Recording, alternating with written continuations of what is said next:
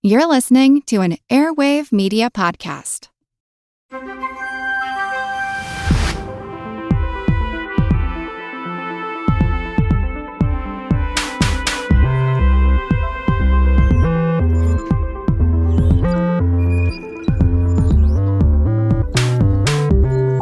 Welcome to Unbiased Science, where we bring scientific method to the madness.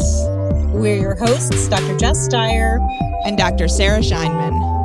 And this is our very first recording in 2026. I just had to look at my calendar because I forgot what year it was. I'm like, what number are we on again? And today we are joined by a very special guest, someone I've been following for a very long time, Dr. Lucky Sekhon, who is a brilliant physician, clinician, science communicator to talk about all things related to fertility. But before we get into that, because this is our very first recording in the new year, what did y'all do over break? Anything exciting? Or, I don't know, did you do anything fun, notable? Sarah, do you want to? So we're going to let our guests go first, but I'm happy to go. So I'm based in Chicago, but I went out to Los Angeles to visit my mother, and we had a great time. Spent a couple of days out there, saw some movies. I saw Marty Supreme on Christmas Day with her, and it was so much fun. And I just got a little bit of sunshine because here in Chicago, we have some pretty harsh winters and not a whole lot of sunny days. So had a nice time out there with her. Very cool. Hi, guys. Thank you so much for having me. Yeah, we're so excited you're here. You're actually one of my first podcasts of 2026. So I feel very honored to be your first guest on your first episode of 2026. It is a very exciting year ahead for me because I have my book coming out, The Lucky Egg, next week, January 13th. So I took 2 weeks off, which is something I rarely do because I'm a fertility doctor. Good for you. Thank you. It felt so restorative. Honestly, like 1 week is never enough to fully relax, but the 2 weeks is just like the sweet spot where you're like, okay, I'm ready to leave, get away from my family, no offense to them, but get back into my routine and get back to seeing patients. But it's the one time of year I can do that because our lab kind of shuts down for a 2 week period of time to do maintenance on all the incubators. And so it's a really nice way to just like unplug because normally 7 days a week I check my patients' results. You know, ovaries don't take weekends. So, Nope. You know, we're always like on, and it was a really nice unplugging moment for me. I spent a lot of time making content, which is actually something I enjoy. I don't think it's a chore. It's like something I wish I could be doing all the time, but I have a day job. Right. So I got to be creative, but I was with my family in California for the first half, which was lovely. We played a lot of pickleball and enjoyed weather that was not the weather here. Right. And then I was supposed to fly back to New York for a few days and then go to Toronto, where my husband and I are both from. But it was that horrid snowstorm in the Northeast, and I actually ended up rerouting straight to Canada without my winter gear. Oh, wow. So that was fun. So we did a lot of shopping, needless to say. Well, that's kind of fun. An excuse to shop. Exactly. I was like, I needed the excuse, as if I needed the excuse. What about you, Jess? How were your holidays? Well, we hosted. So we had a house full of people, in-laws. My mother was here. My mother-in-law was here. I'll hold the commentary. No, I love having a full house, a busy house. So it was great. But driving the kids to school today was so glorious. I'm not going to lie. Like, it was just like, yes, I could re-enter work mode because I also absolutely love working. I love content creation. I love all this stuff. So happy to be back. But yeah, it was a nice break. And I have high hopes for 2026 because 2025 was it was a doozy, man. A doozy. Yeah. Can I just say, Jess, I'm going to go ahead and assume that you are the hostess with the mostest. Like, I want to come to your house for Christmas one day. Well, it's so funny. So we celebrate Hanukkah, Christmas, like all the things. So we go big. We go hard in this household. So I'd like to say I'm the hostess with the mostest. I think I could say that. But yeah, it was a ton of fun. I need to like de-Christmasify, Hanukkahify the house. That's on the agenda for this week. That's sad though. Yeah. But we got to get into it. And with that, Sarah, do you want to introduce or read our special guest's bio briefly before we get into it? I would love to. You guys, today we are very lucky, to be joined by Dr. Lucky Sekhon, MD. She is a board-certified reproductive endocrinologist and fertility specialist, as well as an obstetrician gynecologist. In addition to practicing clinically, she is very passionate about sharing information and debunking misinformation on social media when it comes to fertility-related topics, of which I assume there are plenty of myths. Yes. She also just finished writing a book called The Lucky Egg, which is going to be available on January 13th. And this book debunks common myths about fertility, and we're going to discuss some of those myths with her today. Dr. Lucky, thank you so much for joining us today. Thank you for having me. I mean, I've been following this pod and all of your work online for ages, like since COVID, okay? I think that's when I first got introduced to this podcast. And I just think that everything you do is so in line with my ethos and how I debunk things for my patients. And we're just like so aligned in our mission. So I'm so thrilled to be here. Thank you for having me. And, you know, Lucky, you do this all with such compassion and grace. And I think the topic of fertility and infertility can be really, obviously, emotionally charged and difficult. Mm-hmm. And so really, I give you all the credit in the world. And, you know, this is probably unbelievably insensitive to say, but I never struggled with fertility. In fact, like my husband breathes on me and I'm pregnant. So it's like, you know, that's not something I've dealt with. Sorry, TMI. But I've had many dear friends struggle. I've seen the roller coaster ride they're on and all of that. So I just really thank you so much for the work that you're doing. Can he come to visit our clinic and like take a few deep breaths in our IVF lab? I'm just kidding. I'm joking. Bad joke. God. Bad joke. No bad jokes. I love it. That's some good sperm. Oh, geez. All right. I said Sarah. breathe. All right. That's a headline waiting to happen. No, oh my God. I can't even. He's going to be mortified, by the way, when this episode comes out. Oh, we love embarrassing Ethan here on Unbiased Side. We love it. We love it. We're here for it. We kick off every episode, though, with a question, which is, what is something, a headline that's caught your attention that, you know, it doesn't even have to be, it could be fertility related, not fertility related, but what's something in the science health sphere that's caught your attention? And why do you think people should care about it? I feel like fertility now more than ever is constantly in the headlines. Mm. A big story, I can't remember off the top of my head. I think it was in Oregon, but researchers there took a human skin cell and were able to turn it into an egg cell. So like using stem cell technology. That made headline news and it made people really excited because one of the biggest problems that I see in my field is, you know, coming up against the biological clock. And what that means is the fact that we're born with all the eggs we're ever going to have. We don't make new eggs and we don't have repair mechanisms. So egg quantity and quality is always changing. And that can make it more challenging. It doesn't mean it will be for sure, but it can be more challenging as you get older to ovulate a healthy egg. And one of the ways that we help people, there's a lot of different treatment options, but, you know, even IVF, which is the most advanced treatment approach, doesn't always work because the rate limiting factor is, do we have eggs that we can access? And so this idea of being able to potentially create egg cells from other cells, like a skin cell, you know, that is plentiful, is very attractive. Now, obviously things get sensationalized. This is not ready for prime time. This is not something that we're going to be able to use starting tomorrow to have babies.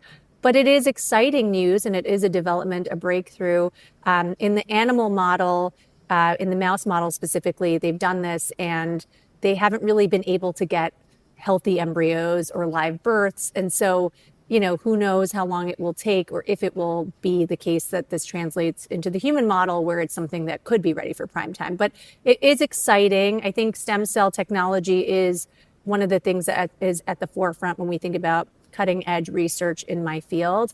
Another big headline was about this technology. And I think it's really like sponsored content, and they must have great PR, but talking about using in vitro maturation, a way to mature eggs outside of the body, but it being touted as a way of like, okay, if you're going to do IVF, the first step to IVF to get a bunch of mature eggs extracted involves taking 8 to 10 days of shots. And those shots are basically mimicking what your brain normally sends to the ovary to get one egg to mature and ovulate. But if you give them to yourselves in the form of injections at a higher level, you can get multiple eggs that are available at the surface of the ovaries. And you can then extract multiple eggs instead of working with just one, which is why IVF can make getting pregnant much more efficient for people that are dealing with issues, because it's a numbers game, right? So this idea that maybe this technology can avoid needing to take any medications is not actually correct. You do need to take some medications, and it's not the most efficient way to do things to say, let's extract a bunch of immature eggs and mature them outside of the body. So I think there's a lot of misconceptions between the sensationalized headlines without, bogging you down with too many details. But the point is, always look deeper than the headlines, because the hype is always going to be forefront, right? That's what gets the clicks and the views.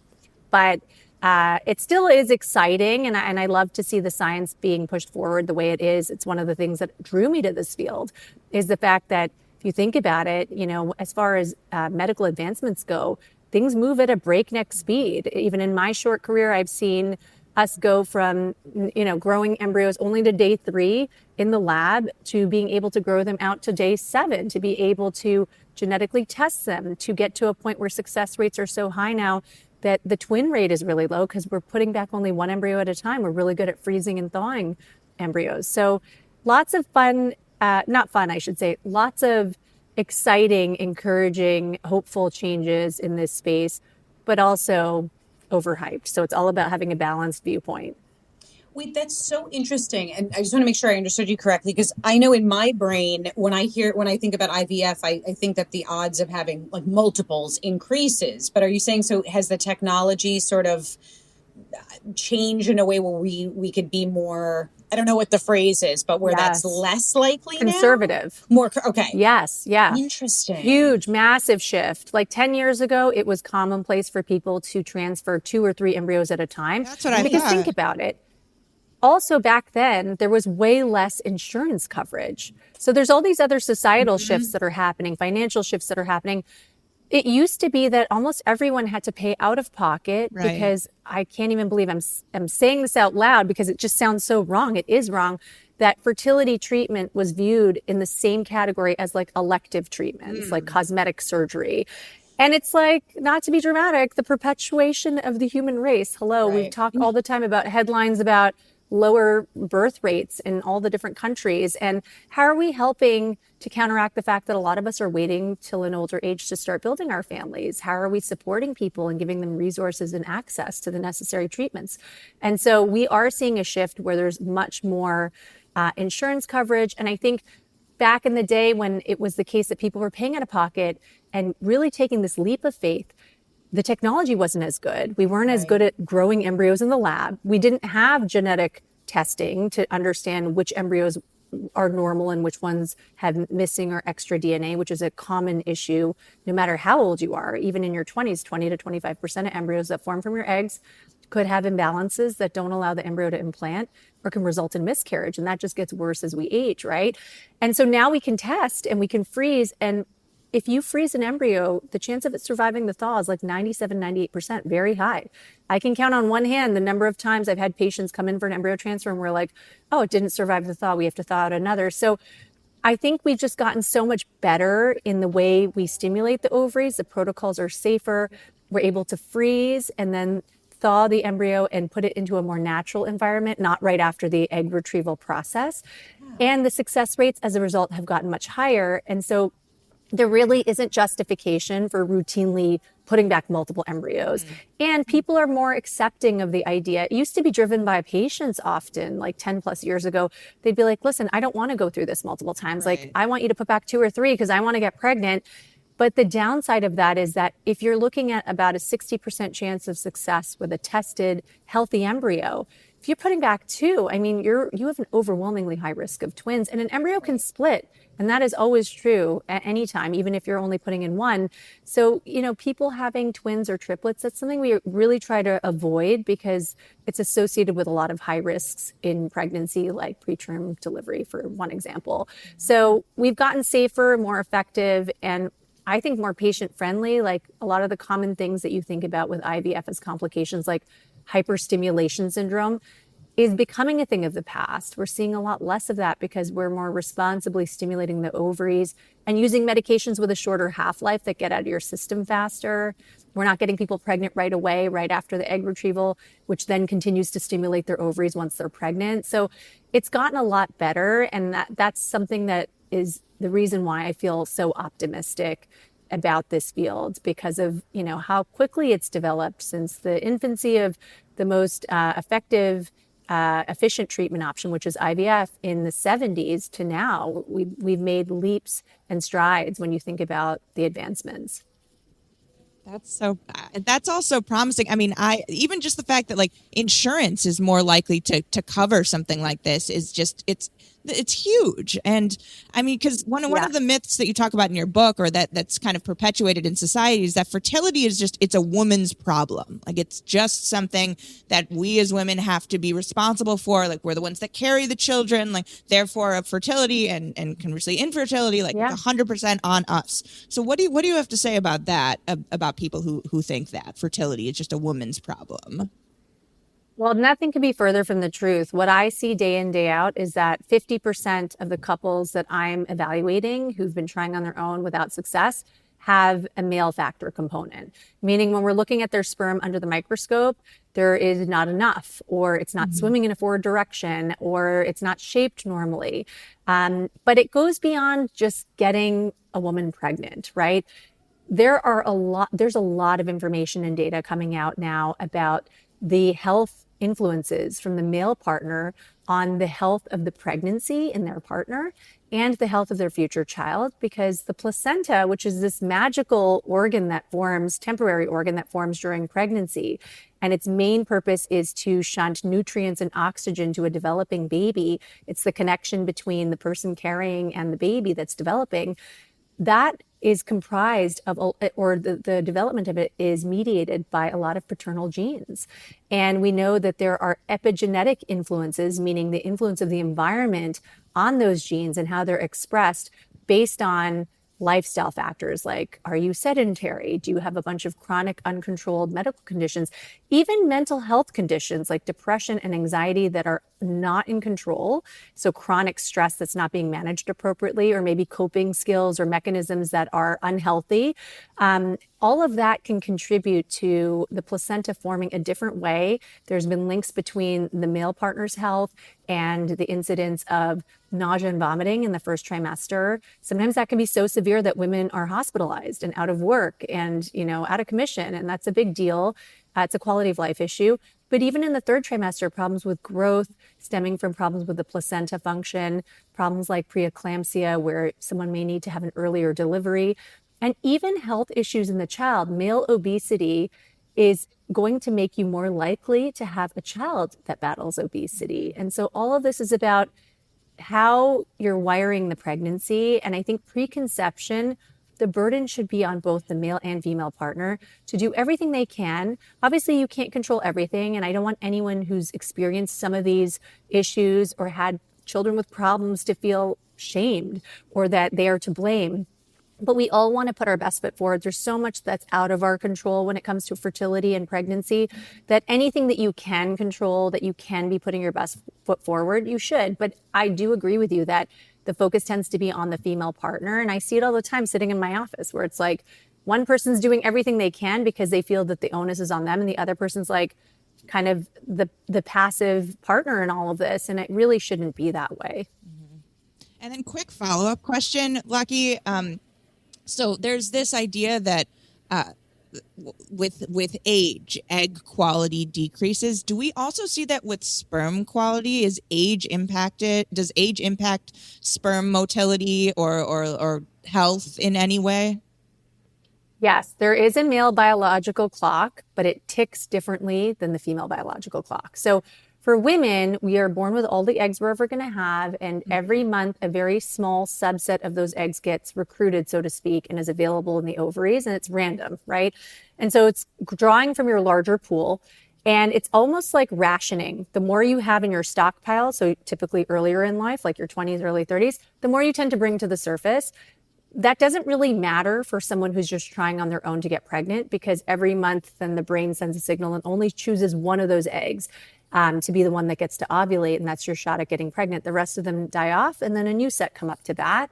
But it does matter when you think about how many eggs can I get if you're going through egg freezing or IVF, because I can only get to what your body makes available, right?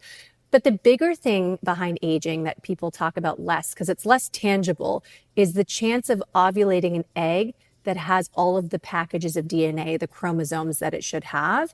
And when that comes together with the sperm, it turns into an embryo, and an embryo should have 46 chromosomes, 23 from the egg, 23 from the sperm. Most sperm are bringing 23 to the table, okay? Men are always making new sperm every 74 days. There's a new sperm cell being regenerated. That's like the life cycle of sperm. So these proteins, they're called cohesins, and think of them as like filing cabinets that keep your chromosomes organized, but they have no repair mechanism. So it's that protein that we think breaks down with aging in eggs that leads to more disorganized rearrangement of the chromosomes as an egg is being matured. Whereas the sperm has fresh machinery, it's being regenerated, each cell is being regenerated. So it doesn't translate that older men typically are contributing a sperm with the wrong amount of DNA as it does for, female age and egg quality. But at the extremes of age, definitely like as men approach their 50s, 60s, 70s, which they can still father children because they always are making new sperm, but they can be more prone to some of those errors showing up in the embryos. But it's actually kind of a different mechanism, and it's more about those epigenetic mutations and changes that they accumulate from the wear and tear of aging over time. And lifestyle definitely plays a role, but aging alone plays a role, where we see a relationship between the age of the male partner, especially after 45 and even more so 50s, 60s, 70s, where there can be a higher incidence of neurodevelopmental issues like autism, but also childhood cancers. There's a lot of large scale data which is drawing associations. And as you know, associations don't prove cause and effect, but it's pretty compelling, the data on advanced paternal age. And so we should not, men listening to this and the partners of the men who are going to go back and tell them this vital information should not feel like they're completely immune and that they don't have a biological clock. Like I said, it just ticks differently. Just on the topic of age, so I'm turning 40 this year, very exciting, and I'm my motherhood journey. I have my two beautiful children, and I'm not planning on having any other children. But I know, I remember hearing, oh well, once you turn 35, it would be a geriatric pregnancy. I don't know. Is that Sarah's laughing. It's true. I mean, is that a real term? And what does that mean? Yes. So I've never used that term, and I trained in New York City, and it might be it might be regional, but I can tell you here in New York City, I would never dare call any patient geriatric just because they're over the age of 35. Sarah's and even dying. In residency, when I was working on the labor floor, I never said, oh my gosh, geriatric, but there was this concept of advanced maternal age, which I don't know how we feel about that. I'm going to pull you guys, but I think that's better than saying geriatric. I think it is important to separate out two concepts, right? When we think about the effect of age on fertility and pregnancy. One is what I'm talking about, which is the chance of ovulating a healthy egg starts to diminish. It's never perfect for anyone. Let's start by saying that. Even in our 20s, any given embryo that forms from an ovulated egg has about a 20 to 25% chance of being imbalanced. But hey, 75 to 80% being healthy and having 46 chromosomes, I like those odds. An embryo needs 46 chromosomes to implant and stay implanted. And the number one cause of an embryo not implanting or miscarrying in the first trimester at any point is because that embryo likely lacked or had too much of a certain chromosome. And that's just a fact, right? And that can happen to anyone, which is why I always say miscarriage is not your fault.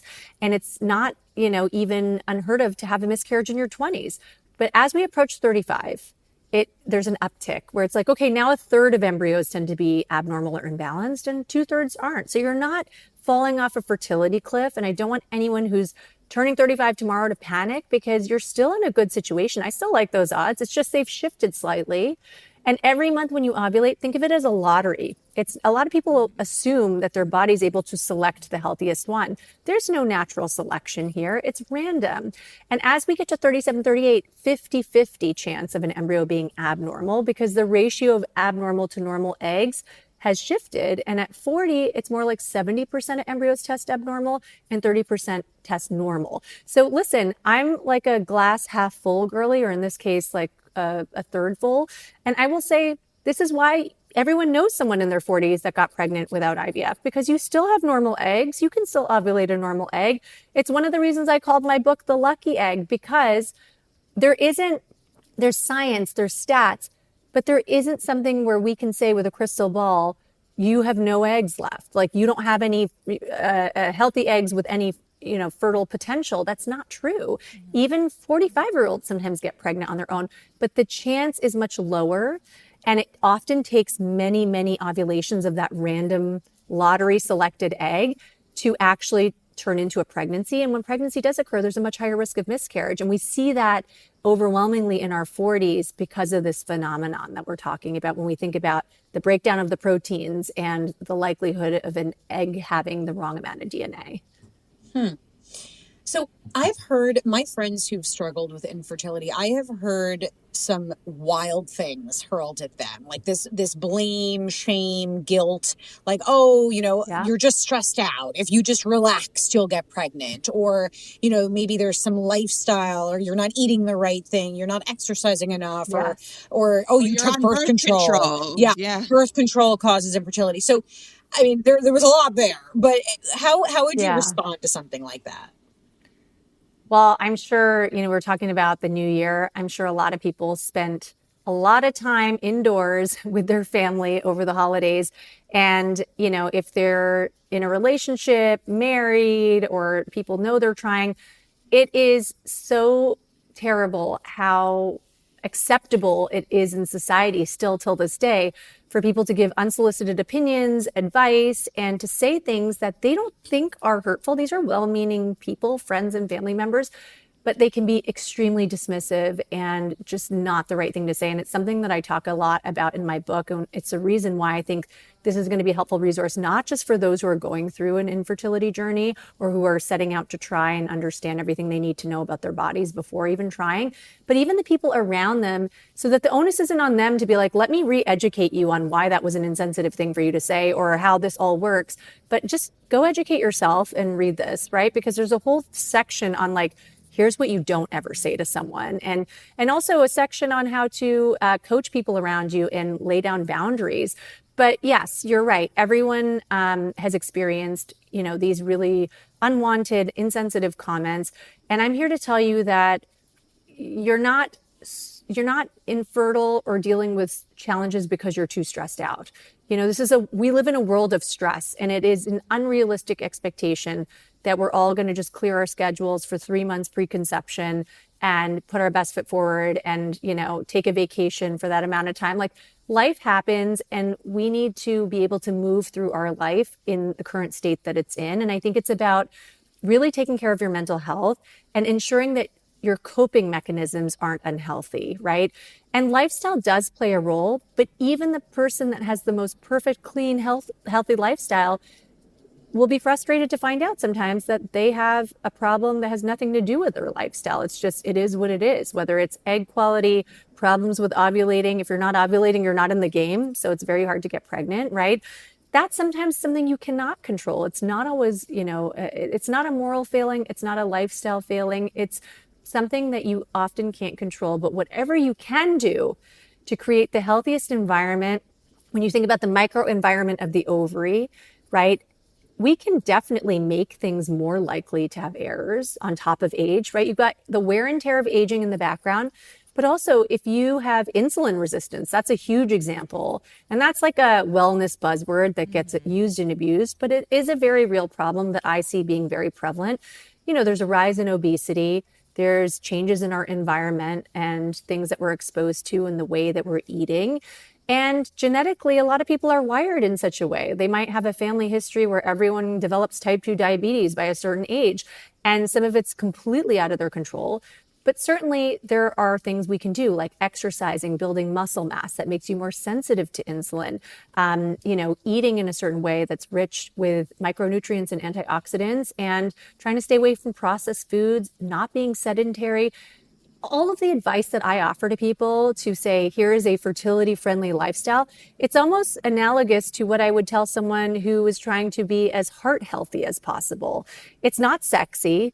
It's not so novel, but it's the real advice that people need, because all too often they are doing things that are extreme, like for no reason. They don't have gluten allergy or, lactose intolerance, but they're cutting out dairy. They're cutting out gluten. They're going on a carnivore diet and adding extra butter to all their food because they've been told cholesterol is the precursor for hormones like progesterone and estrogen, which is true. But it's like, these are all bad things that are extreme and can really push you in the opposite direction, right? We're talking whatever is better for heart health tends to be better for fertility. And some of the advice that I'm seeing online is in the exact opposition to that, which is crazy. So I think, yes, lifestyle matters, but understand that there are other things happening too that you might find yourself really frustrated that you can't control. But it's all about doing your best and not overwhelming yourself. One of the major reasons we don't see success in certain cases is psychological stress and the burden. And a lot of that is brought on by saying, okay, I'm taking 20 supplements a day and I'm going to do all these things. And you get burnt out. And a lot of people end up taking a break like for a year or two. And that's not great when you think about the biological clock. Mm-hmm. Absolutely. That was a great answer to that. I mean, I knew we threw a lot of factors at you, and there are just so many things that could come into play. And I'm sure women that are trying to get pregnant currently or were previously trying to get pregnant, I mean, I can't even begin to imagine the amount of crap that is thrown their way unsolicited from folks. So thank you so much for addressing all of that. Of course. I had a patient the other day, and this was really eye-opening to me.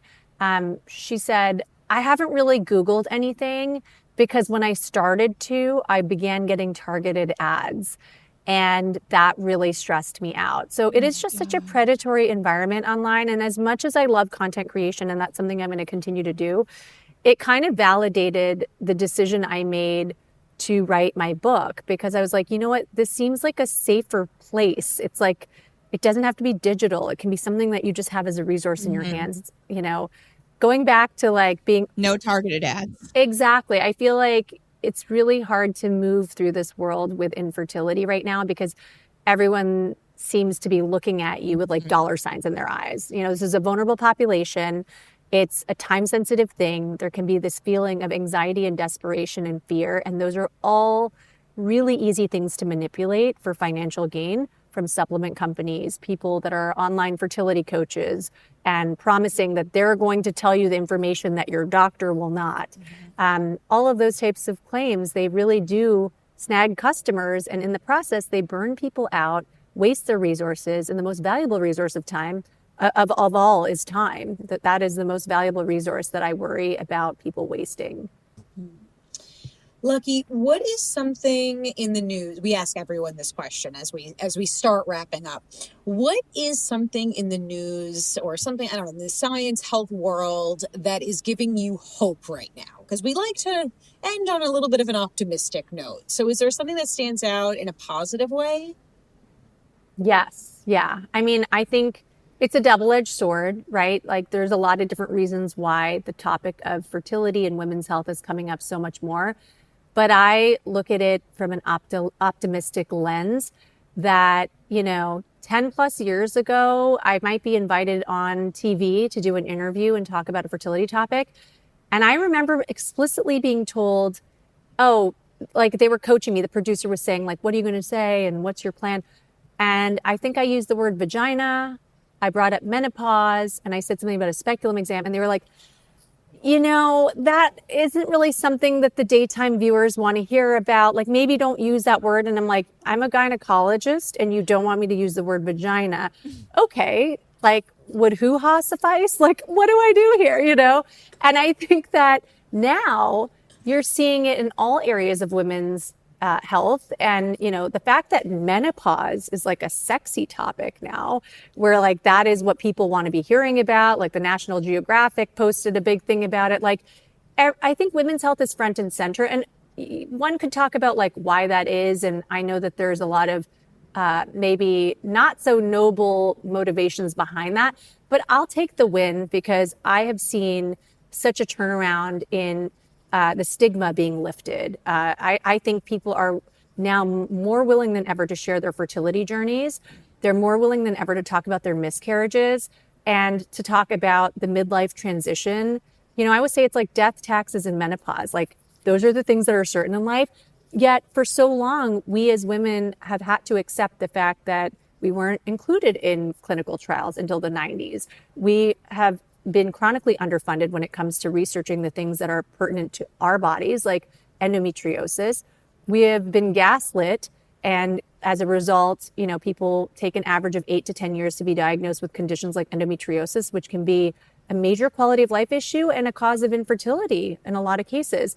So I'm encouraged that the headlines are covering women's health topics and about conversations like this happening on the regular, because it's really helping people feel less alone, more informed. And I think that it's leveling the playing field a little bit.